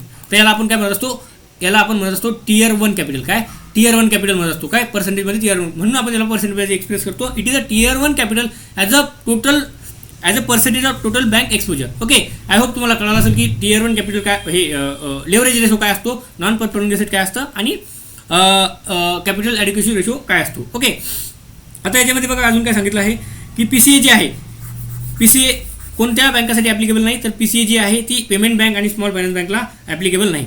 पेमेंट बँक आणि स्मॉल फायनान्स बँकला ॲप्लिकेबल नाही ही PCA फ्रेमवर्क. ओके, तर हे पण लक्षात असू द्या. तुम्हाला विचारतील की PCA जी आहे ती पेमेंट बँक आणि स्मॉल फायनान्स बँकला ॲप्लिकेबल आहे का, तर सांगायचं नाही. PCA फ्रेमवर्क ही पेमेंट बँक आणि स्मॉल फायनान्स बँकला ॲप्लिकेबल नाही. तर हे तुम्हाला ओव्हरऑल ब्रीफमध्ये थोडंसं कळालं असेल की थोडीफार तरी आयडिया आली असेल की हे काय आहे, लेव्हरेज रेशो म्हणजे काय. It is a Tier 1 capital as a total bank exposure, percentage of total bank exposure, त्याला लेव्हरेज रेशो म्हणतो.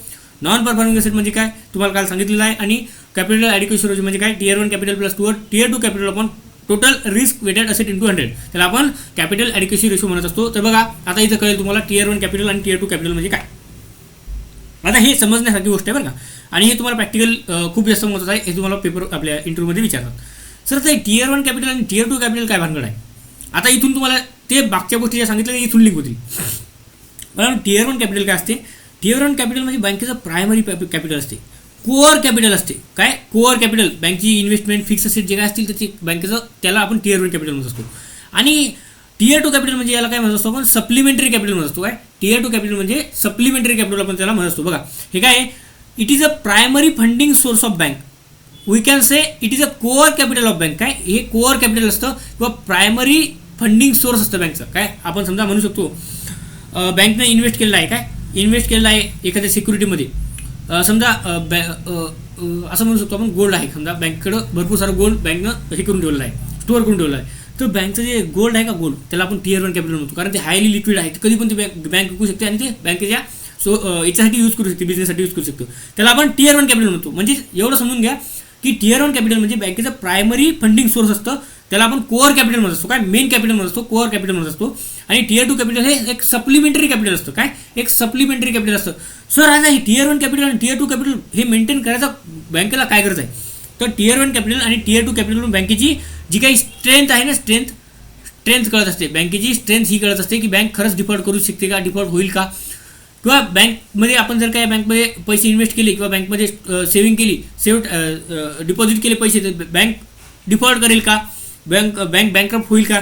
तर ह्या ज्या गोष्टी आहेत ना, याच्यावरून आपल्याला समजतात की बँकेची स्ट्रेंथ ही कशी आहे, बँक कशी स्टँड करू शकते यांना, की किती दिवस. समजा याच्यात अजून एक कन्सेप्ट आहे लिक्विडिटी कव्हरेज रेशो, की बँक जर का समजा असा क्रायसिस आला, समजा काय झालं, समजा बँकमध्ये एखाद्या दुसऱ्या बँकमध्ये फ्रॉड झाला. काय एखाद्या बँकमध्ये समजा अज्यूम करा की एखादी बँक आहे, येस बँक आहे, समजा अज्यूम करा की येस बँक आहे.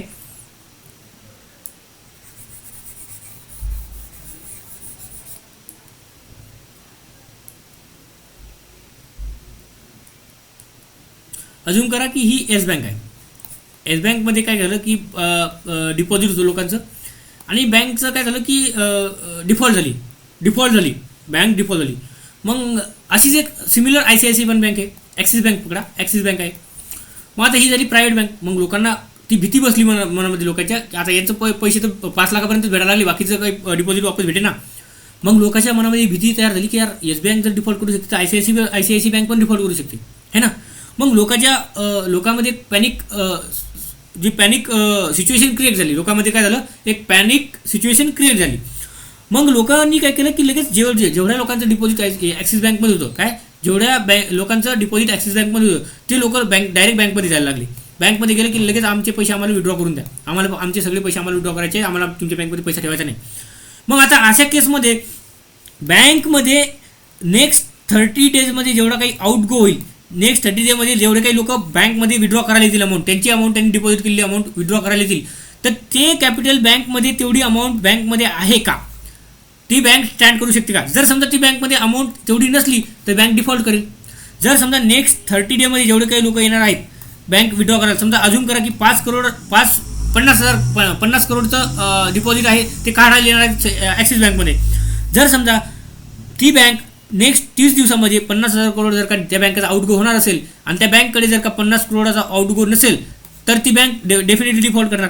तर ती डिफॉल्ट न करावी यासाठी हे जे टियर 1 कॅपिटल आणि टियर 2 कॅपिटल असतात ते बँकला मेंटेन करावं लागत असते, ठेवावं लागत असते, जेणेकरून टियर 2 कॅपिटल आणि टियर 2 कॅपिटल काय करेल, अशा पॅनिक सिच्युएशनमध्ये बँकेना डिफॉल्ट होण्यापासून वाचवेल. म्हणून हे काम असते टियर 2 कॅपिटल आणि टियर 1 कॅपिटल आणि टियर 2 कॅपिटलचं, की बँकेची हे काय करतात, बँकेची स्ट्रेंथ डिसाईड करतात. बँकेची जी काही स्ट्रेंथ आहे, बँक खरंच मजबूत आहे का, एखादा क्रायसिस आला तर त्या क्रायसिसला टॅकल करू शकते का, तर ही जी स्ट्रेंथ आहे ती दाखवत असतात टियर 2 कॅपिटल आणि टियर 1 कॅपिटल आणि टियर 2 कॅपिटल. आय होप तुम्हाला कळालं असेल की टियर 2 कॅपिटल कशाला म्हणायचं, टियर 2 म्हणजे टियर 1 आणि टियर 2 कॅपिटलचा बँकमध्ये उपयोग काय, किंवा टियर 1 आणि टियर 2 कॅपिटल म्हणजे काय. ओके, आता आपण डिटेलमध्ये बघूया थोडंसं टियर 2 आणि टियर 2 कॅपिटल म्हणजे टियर 1 आणि टियर 2 कॅपिटलमध्ये फरक काय आहे. बघा, टियर 1 कॅपिटल काय सांगितलं मी, प्रायमरी फंडिंग सोर्स असते. Primary funding source of bank we can say it is a core capital of bank. It is a core capital of bank, किंवा फिक्स आपण बँकची जी काही इन्व्हेस्टमेंट केली आहे, फिक्स इन्व्हेस्टमेंट, ते आपण याला पकडू शकतो कोअर कॅपिटल.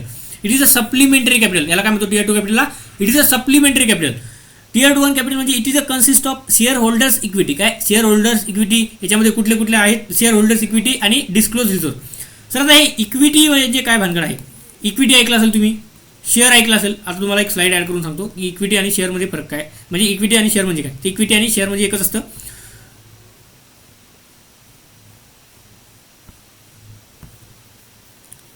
आता हे इक्विटी म्हणजे काय आणि शेअर म्हणजे काय. समजा इक्विटी म्हणजे काय, जे काही समजा आता तुम्हाला एखादी बँक स्थापन करायची, तर तुम्ही स्वतःनं इन्व्हेस्ट केलेला पैसा, काय म्हणतो, स्वतः इन्व्हेस्ट केलेला पैसा म्हणजे त्याला आपण इक्विटी म्हणत असतो. काय इक्विटी त्याला म्हणत असतो, जो की आपण स्वतःचं कॅपिटल इन्व्हेस्ट करतो एखाद्या बँक इस्टॅब्लिश करण्यामध्ये किंवा एखादा ऑर्गनायझेशन किंवा एखादा बिझनेस इस्टॅब्लिश करण्यासाठी जो काही आपण पैसा स्वतःचा कॅपिटल यूज करतो त्याला आपण इक्विटी म्हणत असतो. इक्विटी. शेअर म्हणजे तसंच असतं. शेअर म्हणजे तसंच असतं. समजा एखादी XYZ नावाची ऑर्गनायझेशन आहे, त्याच्यामध्ये तुम्ही काय केलं, स्वतःचा पैसा इन्व्हेस्ट केला. तुम्ही काय केलं, याच्यामध्ये 20% शेअर घेतला. 20% शेअर घेतला तर तुम्ही त्याच्यामध्ये स्वतःचं कॅपिटल टाकलं, त्याला आपण शेअर म्हणत असतो. शेअर आणि इक्विटीमध्ये असेच काही फरक नाही, फक्त त्याचं नाव वेगवेगळं आहे. इक्विटी आणि इक्विटीमध्ये स्वतःचा पैसा टाकलेला आणि शेअरमध्ये पण स्वतःचाच पैसा टाकलेला. पण आपण शेअर म्हणजे आपण असं जेव्हा म्हणतो, आता आपण दोघाही मिळून समजा आपण काय केलं, आपला एखादा मित्र आहे, दोघाही मिळून एखादी XYZ नावाची कंपनी इस्टॅब्लिश केली. त्याच्यामध्ये त्यांनी 50% त्याची इन्व्हेस्टमेंट टाकली, 50% आपली इन्व्हेस्ट टाकली. मग आपला शेअर किती झाला, 50% आपला, 50% झाला. इक्विटी पण आपली 50% इक्विटी म्हणजे 50% आपण त्याच्यामध्ये अमाऊंट जी टाकली ती आपली 50% इक्विटी आपली त्यामध्ये झाली. तर आपण जे कॅपिटल स्वतः त्याच्यामध्ये टाकतो त्याला आपण इक्विटी म्हणत असतो, शेअर म्हणत असतो. ओके. आय होप तुम्हाला इक्विटी आणि शेअर म्हणजे काय समजलं असेल. त्यानंतर याच्यामध्ये काय, share holders capital. Share holders capital म्हणजे काय, शेअर होल्डर्स जे काही इक्विटी, शेअर होल्डर्स इक्विटी म्हणजे ती सांगितलं, आता जे काही सांगितलं ते. Disclose reserve. बँकेने सांगितले की मी इन्व्हेस्ट केला आहे गव्हर्नमेंट सिक्युरिटीमध्ये एवढं इन्व्हेस्ट केलं आहे. बँकेने सांगितलं आहे की मी काही लँड घेतली आहे, काही बिल्डिंग घेतलेलं आहे, काही माझी इन्व्हेस्टमेंट दुसऱ्या ठिकाणी गोल्डमध्ये इन्व्हेस्टमेंट आहे, ते काही डिस्क्लोज रिझर्व्ह आहे. म्हणजे डिस्क्लोज केलं आहे की बाबा ही इन्व्हेस्टमेंट आम्ही केलेली आहे. बँकेने सांगितलं आहे की एवढी इन्व्हेस्टमेंट, एवढे असेट आमचे आहेत, एवढे असेट आमचे, एवढ्या अमाऊंटचे आमचे असेट आहेत, त्याला आपण डिस्क्लोज रिझर्व्ह असं म्हणत असतो. याच्यामध्ये रिव्हॅल्युएशन रिझर्व्ह काय, हां, याच्यामध्ये येतात रिव्हॅल्युएशन रिझर्व्ह आणि अनडिस्क्लोज रिझर्व्ह. बँक जे सांगत नाही, कोणाला सांगत नाही की आमच्याकडे अनडिस्क्लोज रिझर्व्ह किती आहेत. काय बँकेने इथे सांगितले हे आमचे असेट आहेत, हे आमचे डिस्क्लोज रिझर्व्ह आहेत. कशामध्ये, Tier 1 कॅपिटलमध्ये सांगितलं. पण in case of Tier 2 capital बँकेने ते डिस्क्लोज नाही केले, ते सिक्रेट ठेवले की आम्हाला हे डिस्क्लोज करायचे नाहीत, हे आमचे रिझर्व्ह आहेत. पण म्हणजे इमर्जन्सी सिच्युएशन आली तर आम्ही ते कधी बाहेर काढू शकतो, त्याला आपण अनडिस्क्लोज रिझर्व्ह म्हणत असतो. किंवा रिव्हॅल्युएशन रिझर्व्ह. काय, रिव्हॅल्युएशन रिझर्व्ह.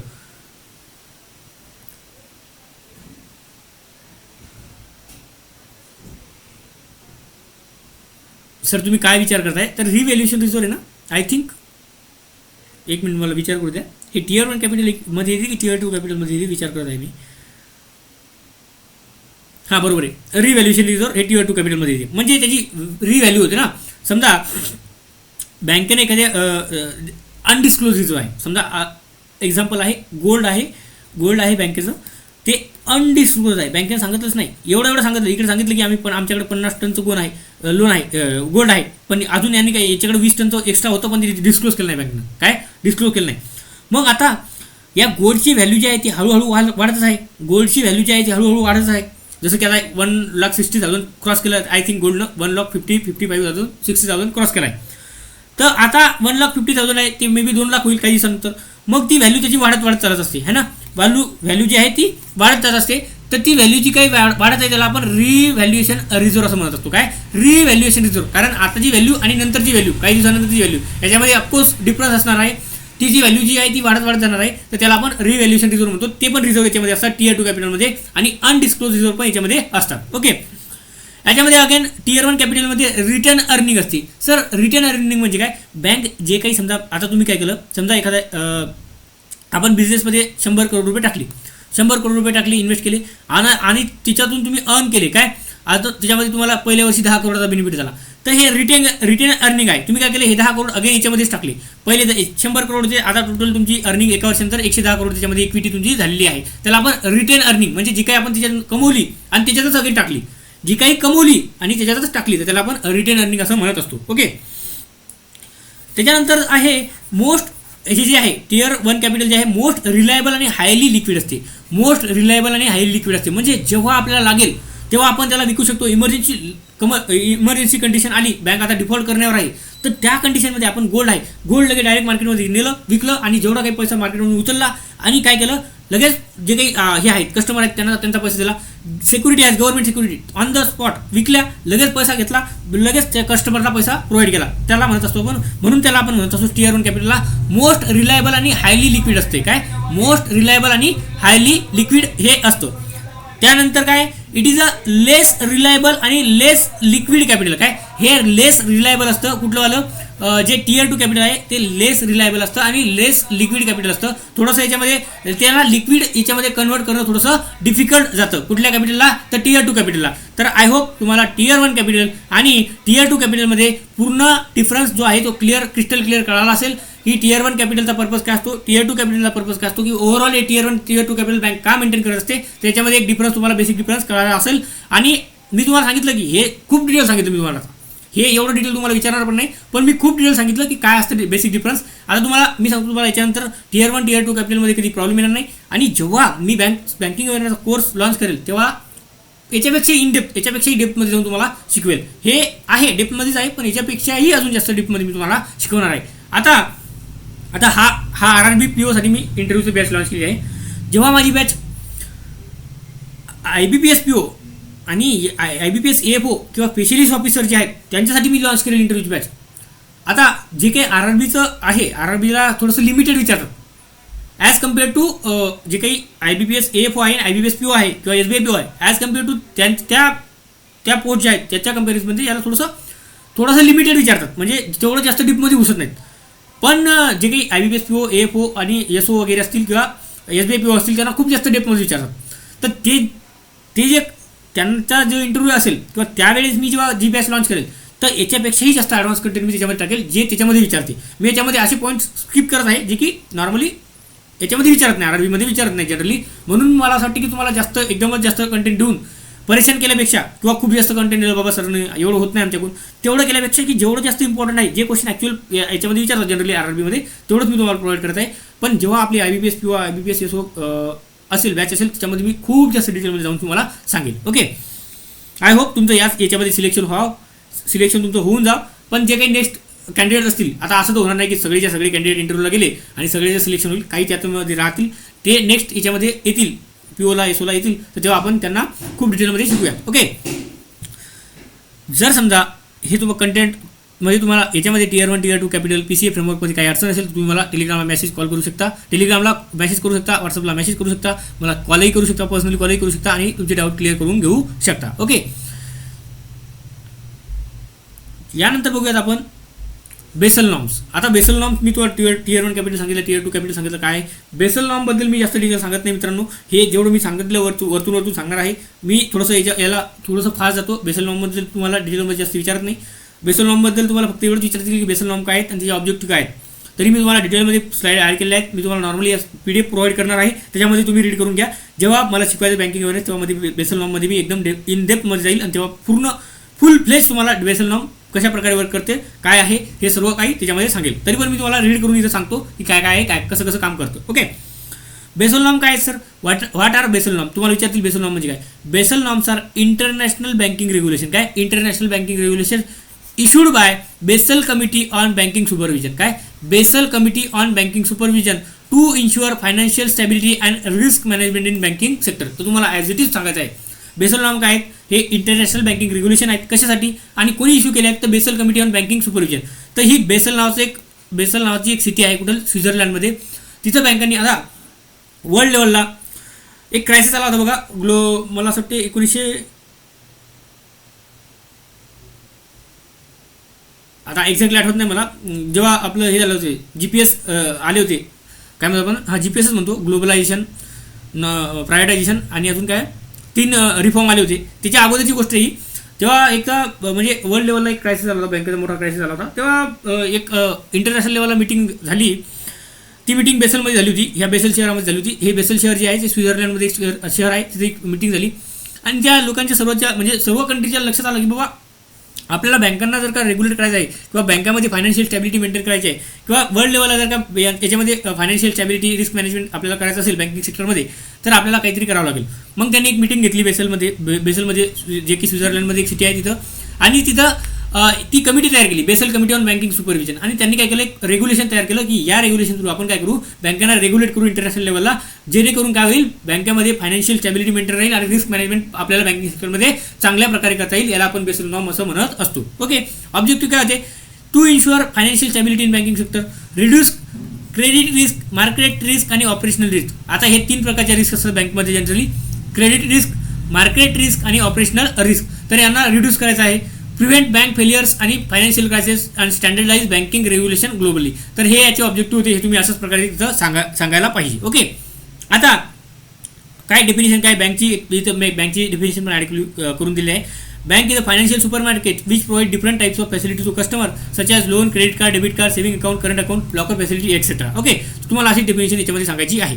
आता आपण बेसल नॉर्मला सुरुवात करूयात. मी तुम्हाला फक्त ओव्हरली सांगणार आहे काय काय आहे, तुम्हाला डिटेलमध्ये तुम्हाला PDF देणार आहे, तुम्ही रीड करून घ्या. तुम्हाला इतकं डिटेलमध्ये विचारणारच नाही इंटरव्ह्यूला, पण हे मी कंटेंट तयार करून ठेवलेलं आहे. मी नेक्स्ट टाइम जेव्हा सांगेल तेव्हा खूप डिटेलमध्ये सांगेल. ओके, बेसल नॉर्म हा इंट्रोड्यूस इंडियामध्ये कधी झाला, इंट्रोड्यूस झाला 1988 मध्ये इंट्रोड्यूस झाला बेसल नॉर्म फर्स्ट. पण बेसल नॉर्म फर्स्ट हा इंडियानं अडॉप्ट केला 1999 मध्ये. ओके, फोकस कशावर केला, क्रेडिट रिस्कवर याचा फोकस होता. बेसल नॉर्म फर्स्ट म्हणत होता की क्रेडिट रिस्कवर फोकस केला पाहिजे. फक्त हा बेसल नॉर्म 1 मध्ये यांनी काय केलं, बेसल नॉर्म 1 मध्ये फक्त क्रेडिट रिस्कवरच फोकस केला. आता मी डिटेलमध्ये सांगत नाही क्रेडिट रिस्क काय, मार्केट रिस्क काय, ऑपरेशन रिस्क काय, डिटेलमध्ये सांगत नाही कारण खूप जास्त लेंदी होणार लेक्चर. ओके, जेवढी त्याची तुम्हाला सध्या याच्यामध्ये गरज नाही. फोकस ऑन क्रेडिट रिस्क याच्या बेसल नॉर्म फर्स्टमध्ये यांनी कशावर फोकस केला, तर क्रेडिट रिस्कवर फोकस केला. पिलर काय आहे, बेसल फर्स्टचा पिलर आहे मिनिमम कॅपिटल रिक्वायरमेंट. बघा हा जो पिलर आहे हा बेसल 2चा पिलर विचारला त्यांनी RRB स्केल 2ला आता पेपरमध्ये, मेन्सच्या पेपरमध्ये विचारला, म्हणजे जो काही सिंगल तुमची एक्झाम होते स्केल 2ला त्यामध्ये विचारलं होतं की बेसल 2 मध्ये यामधला कुठला फर्स्ट पिलर आहे, तर मिनिमम कॅपिटल रिक्वायरमेंट याचा आन्सर होतं. तुम्ही बघितलं असेल, तुम्हाला ज्यांनी RRB चा पेपर दिला असेल त्यांना माहिती असेल, तिथे विचारलं होतं. ओके, तर बेसल फर्स्टचा पिलर काय आहे, बेसल फर्स्टचा मिनिमम कॅपिटल रिक्वायरमेंट. यांना कॅपिटल ॲडिक्वेसी रेशो वर्ल्ड लेवलला 8% मेंटेन करावं लागते, पण इंडियामध्ये तेच 9% मेंटेन करावं लागते. एक एक्स्ट्रा सिक्युरिटी म्हणून आपण 1% एक्स्ट्रा आपण मेंटेन करतो. आता याच्यामध्ये 4% जे कॅपिटल मेंटेन करावं लागतं ते Tier 1 कॅपिटल असतं आणि रिमेनिंग 4% हे Tier 2 कॅपिटलमधून येत असतं. इन इंडिया म्हणजे हे जे टोटल काही 8% आहे ना, याच्यामध्ये Tier 1 पासून 4%, 4% प्लस Tier 2 पासून 4% असं मेंटेन करावं लागत असते बँकांना. टोटल कॅपिटल ॲडिक्वेसी रेशो 8% करावा लागतो, जो की इंडियामध्ये 9% करावा लागतो. ओके, आणि इंडियामध्ये 9%. बेसल 2 काय म्हणतो, बेसल 2 2004 मध्ये आला. दिस गाईडलाईन बेस ऑन 3 पिलर्स, कुठल्या, minimum capital requirement, supervisory review आणि मार्केट डिसिप्लिन आणि डिस्क्लोजर. या 3 याच्या गाईडलाईन्स आहेत, 3 पिलर्स याचे आहेत बेसल 2चे. त्याच्यामध्ये कॅपिटल ॲडिक्वेसी रेशो अगेन याच्यामध्ये 8% मेंटेन करायचं आहे बेसल 2 मध्ये सुद्धा. याच्यामध्ये 4% जे Tier 1 कॅपिटलपासून मेंटेन करायचं आहे. आउट ऑफ दिस 4% म्हणजे जे काही 4% Tier 1 कॅपिटल आहे, 4% Tier 1 कॅपिटल आहे, त्याच्यामधलं पण 2% should be common equity Tier 1 capital. हे कॉमन इक्विटी काय आहे बघा, तुम्हाला सांगितलं मी. इक्विटी म्हणजे काय, इक्विटी म्हणजे शेअर होल्डर्स इक्विटी, म्हणजे स्वतःचा जे काही बँकेनं स्वतः जो काही व्यक्ती असेल, ज्यानं काही ऑर्गनायझेशन स्थापन केलेलं असेल, त्याचं जे काही कोअर कॅपिटल असेल, त्याने जे काही कॅपिटल इन्व्हेस्ट केलं असेल, त्याच्या कॅपिटलमधलं 2%, काय जे काही 4% Tier 1 कॅपिटलमधून घ्यायचं, पण त्याच्यातलं पण 2% कुठून घ्यायचं, तर जे काही share holders common equity Tier 1 capital आहे त्याच्यातून घ्यायचं. आणि जे काही 4% आहे ते Tier 2 कॅपिटलमधून घ्यायचं. काय 4% from Tier 1 capital, 4% from Tier 2 capital. पण अगेन जे काही Tier 1 कॅपिटलमधलं 4% आहे त्यातलं 2% हे कॉमन इक्विटी कॅपिटल असलं पाहिजे, जे की Tier 1 कॅपिटल कोअर कॅपिटल असतं त्याच्यामधलं 2% असलं पाहिजे. ओके, त्यानंतर याने फोकस काय कशावर केला, बेसल 2 क्रेडिट रिस्कवर फोकस केला, जे की बेसल 1 मध्ये पण केला होता, फक्त क्रेडिट रिस्कवर केला बेसल 1 मध्ये. आणि बेसल 2 मध्ये क्रेडिट रिस्कवर फोकस केला, मार्केट रिस्कवर फोकस केला आणि ऑपरेशनल रिस्कवर सुद्धा बेसल 2 मध्ये फोकस केलेला आहे. Basel 2 norms given credit rating framework. तुम्हाला माहिती असेल क्रेडिट रेटिंग फ्रेमवर्क की बेसल, तुम्हाला हे माहिती असेल की क्रेडिट रेटिंग येत असते की या फिच रेटिंग आहे किंवा मूडीज आहे, वेगवेगळ्या रेटिंग एजन्सीज आहेत त्या क्रेडिट रेटिंग देत असतात. तर त्या जी काही दिलेली आहे फ्रेमवर्क ती बेसल 2 नॉर्म्स याच्या माध्यमातून दिलेली आहे. ओके, तर हा बेसिक डिफरन्स आहे बेसल 1 मध्ये काय झालं होतं आणि बेसल 2 मध्ये काय झालं होतं. ह्या आता आपण येऊयात बेसल 3 मध्ये. बेसल 3 मध्ये काय सांगितलं आहे, बेसल 3 जे आहे ते 2010 मध्ये इंट्रोड्यूस झालं होतं. याच्यामध्ये मिनिमम कॅपिटल रिक्वायरमेंट 8%च आहे. त्याच्यामधलं Tier 2 कॅपिटल हे 6%. याच्यामध्ये बेसल 3 मध्ये बघा काय तर बेसल 3 मध्ये 6% Tier 1 कॅपिटल आहे. Tier 1 कॅपिटल 6% आहे आणि out of this 6% 4.5 should be common equity Tier 1 capital. काय कॉमन इक्विटी Tier 1 कॅपिटल म्हणजे जे काही कोअर कॅपिटल आहे, जो काही मालक आहे, ओनर आहे, त्यानं जी काही इक्विटी इन्व्हेस्ट केली आहे, जे काही कॅपिटल इन्व्हेस्ट केलेलं आहे त्याच्यामधलं 4.5% लागते. Tier 1 कॅपिटलमध्ये 6% घ्यायचं, पण त्याच्यातलं सुद्धा 4% हे कॉमन इक्विटी Tier 1 कॅपिटल घ्यायचं आणि Tier 2 कॅपिटलमधलं 2% घ्यायचं. ओके, असं ओव्हरऑल 8% मिनिमम कॅपिटल रिक्वायरमेंट याच्यामध्ये सुद्धा आहे. त्याच्यामध्ये कॅपिटल कन्झर्वेशन बफर हा 2.5% आहे.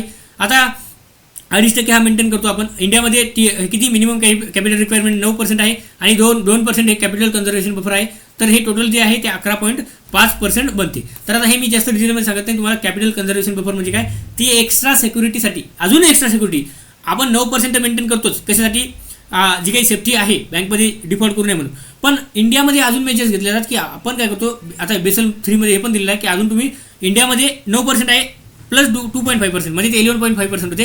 आणि ओव्हरऑल वर्ल्ड लेवलला विचार केला तर ते 10.5% होते, कारण की वर्ल्ड लेवल 8% आहे आणि इंडियाला 9% आहे. आणि ज्यामध्ये आपल्याला 2.5% ॲड करायचं आहे दोन्हीमध्ये पण. ते कॅपिटल कन्झर्वेशन बफर जे आहे ते एक्स्ट्रा आपल्याला 2.5% ॲड करायचं आहे, जेणेकरून एक्स्ट्रा सिक्युरिटी आपण म्हणजे अशी इमर्जन्सी सिच्युएशन आलीच तर आणि 9% मध्ये किंवा 8% मध्ये पण आपलं भागत नाही, तर मग हे 2% एक्स्ट्रा सिक्युरिटी म्हणून आपण ॲड त्याच्यामध्ये ठेवत असतो.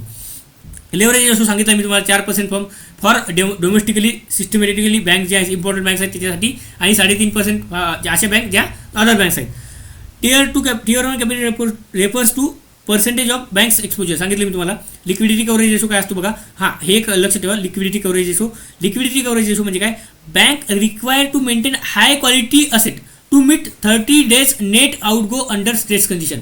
म्हणजे मी तुम्हाला सांगितलं की स्ट्रेस कंडिशन आली, इमर्जन्सी सिच्युएशन आली, तर बँकमध्ये नेक्स्ट 30 दिवसामध्ये समजा बँकचे कस्टमर जे आहेत इमर्जन्सी सिच्युएशन आली 100 करोड नेक्स्ट 30 दिवसामध्ये काढणार आहेत, तर बँकमध्ये असे हाय क्वालिटीचे असेट असले पाहिजेत, हाय क्वालिटीचे असेट किंवा लिक्विड असेट असे असले पाहिजेत, जेणेकरून बँक काय करेल ते 30 दिवसाची डिमांड फुलफिल करू शकेल.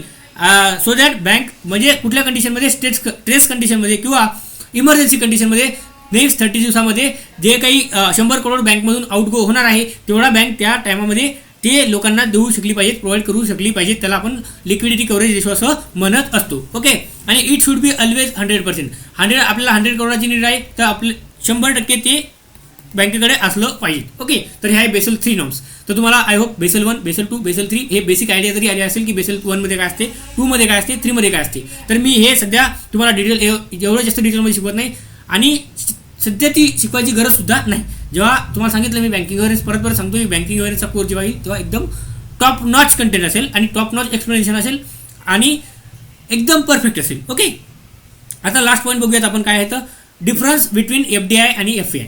FDI फॉरेन डायरेक्ट इन्व्हेस्टमेंट, काय फॉरेन डायरेक्ट इन्व्हेस्टमेंट आणि फॉरेन इन पोर्टफोलिओ इन्व्हेस्टमेंट याच्यामध्ये बेसिक डिफरन्स काय. याला आपण फॉरेन डायरेक्ट इन्व्हेस्टमेंट म्हणत असतो, याला आपण फॉरेन पोर्टफोलिओ इन्व्हेस्टमेंट असं म्हणत असतो. FDIला फॉरेन डायरेक्ट इन्व्हेस्टमेंट आणि FPIला फॉरेन पोर्टफोलिओ इन्व्हेस्टमेंट. बघा आता FDI म्हणजे काय असते, ही एक लॉंग टर्म इन्व्हेस्टमेंट असते, काय लॉंग टर्म इन्व्हेस्टमेंट असते. आणि FPI काय असते, ही शॉर्ट टर्म इन्व्हेस्टमेंट असते. समजा आता अजून करा की एखादी एंटिटी आहे, आता तुम्हाला इथं चांगल्या प्रकारे समजून सांगतो. आता तशी लास्ट स्लाइड आहे.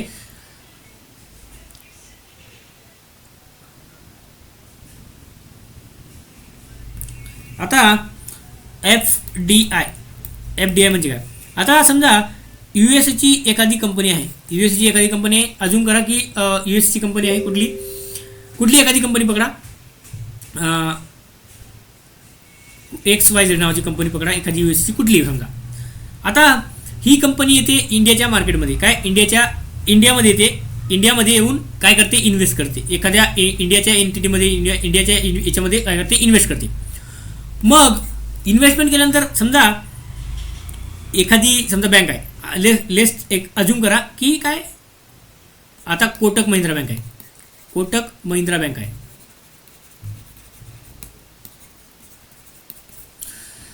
ही XYZ नावाची कंपनी आली इंडियामध्ये, काय करते, इंडियामध्ये कोटक महिंद्रा बँकमध्ये काय करते, इन्व्हेस्ट करणार आहे, इंडियाच्या कोटक महिंद्रा बँकमध्ये इन्व्हेस्ट करणार आहे.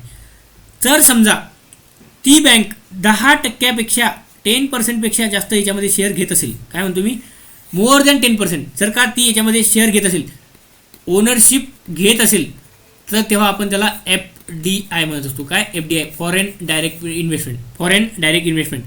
आता वन्स त्या कंपनीने कोटक बँकमध्ये इन्व्हेस्ट केलं तर असं होईल का ती इमिडिएटली लगेच आज घेतलं आणि उद्या विकल, आज घेईल आणि उद्या विकल असं होईल का, आजच्या दिवसाला घेतलं आणि उद्या त्याला सेल केलं असं होईल का, पॉसिबल नाही. कारण आज इन्व्हेस्ट केलं, ठीक आहे, आज इन्व्हेस्टमेंट त्यांनी केली, पण लगेच त्यांना मार्केटमध्ये असं सापडेल का कोणी की लगेच त्यांनी जे काही याच्यामध्ये इन्व्हेस्टमेंट केली होती तिथे विकतील, असं होणार नाही. एवढं सोपं असते का ते. 10% शेअर त्यांनी जर घेतला तर 10%ची व्हॅल्यू कमी असणार आहे का. या जे 100 करोड 200 करोड 500 करोड 1000 करोड 4000 करोड 5000 करोड 10000 करोड इथपर्यंत त्याची व्हॅल्यू असू शकते. मग ज्या टायमाला त्यांनी घेतली त्याचा शेअर हा FDIमध्ये हा 10%पेक्षा जास्त असतो. त्याला आपण जेव्हा एखादी फॉरेन एंटिटी इंडियाच्या एखाद्या कंपनीमध्ये इन्व्हेस्ट करते आणि ती 10% जास्त इन्व्हेस्टमेंट करते आणि ओनरशिप घेते, तेव्हा आपण त्याला FDI म्हणत असतो. FDIमध्ये इन्व्हेस्टमेंट एंट्री पण अवघड असते आणि एक्झिट पण अवघड असते आणि ही लॉंग टर्म इन्व्हेस्टमेंट असते. काय लॉंग टर्म इन्व्हेस्टमेंट ही याच्यामध्ये असते, कशामध्ये? FDIमध्ये. आणि तेच जर का आपण विचार केला कशाच्या केसमध्ये, ते जर आपण विचार केला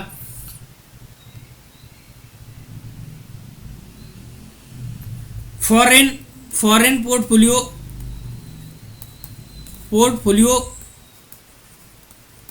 इन्व्हेस्टमेंटच्या केसमध्ये जर विचार केला